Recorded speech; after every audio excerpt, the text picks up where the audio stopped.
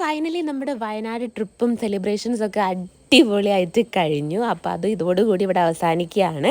അപ്പോൾ നമ്മൾ നേരെ കോഴിക്കോടേക്ക് തിരിക്കുക കേട്ടോ. എല്ലാവരും കോഴിക്കോടുള്ള ആൾക്കാരായതുകൊണ്ട് തന്നെ നമ്മളെല്ലാവരും വേഗം ചെക്ക് ഔട്ടൊക്കെ ചെയ്തു. ലഗേജും കാര്യങ്ങളൊക്കെ നമ്മുടെ വണ്ടീൻ്റെ അടുത്തേക്ക് അവരെത്തിക്കും, നമ്മളീ വണ്ടീൻ്റെ അടുത്തേക്ക് എത്തിക്കും കേട്ടോ. അപ്പോൾ നമ്മൾ ഓൾറെഡി സദ്യയൊക്കെ കഴിച്ച് വയറ് ഫുള്ളായിരിക്കുന്നത് കൊണ്ട് തന്നെ നമ്മൾ കുറച്ച് സമയം ഒന്ന് സൈലൻ്റായി വണ്ടിയിലിരുന്നു.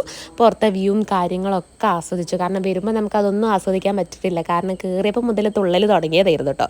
അപ്പോൾ ഞങ്ങൾ കുറച്ച് സമയം അങ്ങനെ റെസ്റ്റ് ചെയ്തു. അതിനുശേഷം നമ്മൾ വേറൊരു സ്ഥലത്ത് ഇറങ്ങിയിട്ട്, സത്യം പറഞ്ഞതിൻ്റെ പേരെന്താണെന്നുള്ളത് എനിക്ക് ഓർമ്മയില്ല.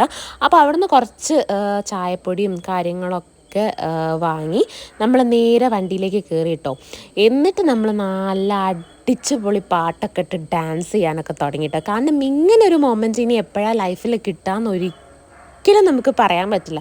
ചിലപ്പം അടുത്ത് തന്നെ ഉണ്ടാവും, ചിലപ്പം കുറേ കഴിഞ്ഞിട്ടായിരിക്കും. നമ്മുടെ ഈ ഒരു ഫാമിലിയിൽ എനിക്ക് തോന്നുന്നു കുറേ വർഷങ്ങൾക്ക് ശേഷമാണ് ഇതുപോലൊരു ട്രിപ്പ് പോയി നമ്മൾ മാരേജ് കൂടുന്നതും അതേപോലെ ഇങ്ങനെ ആർമാദിച്ച് എൻജോയ് ചെയ്യുന്നത് കേട്ടോ. സത്യമായിട്ടും നമ്മൾ മാക്സിമം എൻജോയ് ചെയ്തു. അപ്പോൾ ഈ ഒരു ട്രിപ്പോട് കൂടി നമ്മൾ പുതിയൊരു ട്രിപ്പിൻ്റെ പ്ലാനും കൂടി ഇട്ടിട്ടുണ്ട്. അത് വഴിയെ എന്താണെന്നുള്ളത് നിങ്ങൾക്ക് ഞാൻ പറഞ്ഞു തരാം.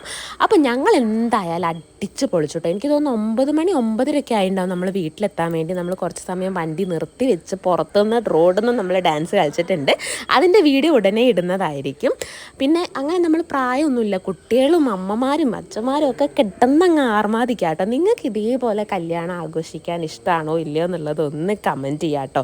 വെറും ആർമാദിക്കൽ മാത്രമായിരുന്നു, ദിവസങ്ങൾ പോയതേ അറിഞ്ഞിട്ടില്ല കേട്ടോ. അപ്പോൾ ഇതോടുകൂടി ആഘോഷങ്ങൾ ഇവിടെ അവസാനിക്കുന്നില്ല. നെക്സ്റ്റ് ഡേ നമുക്ക് വീണ്ടും ഒരു ആഘോഷം വരുന്നുണ്ട്, ഒരു ഹൗസ് വാമിങ്ങും അതുപോലെ തന്നെ ചെറിയൊരു റിസപ്ഷൻ പ്രോഗ്രാമും കൂടി വരുന്നുണ്ട്. അപ്പോൾ അതിൻ്റെ വീഡിയോ ഉടനെ ഞാൻ ഇടുന്നതായിരിക്കും.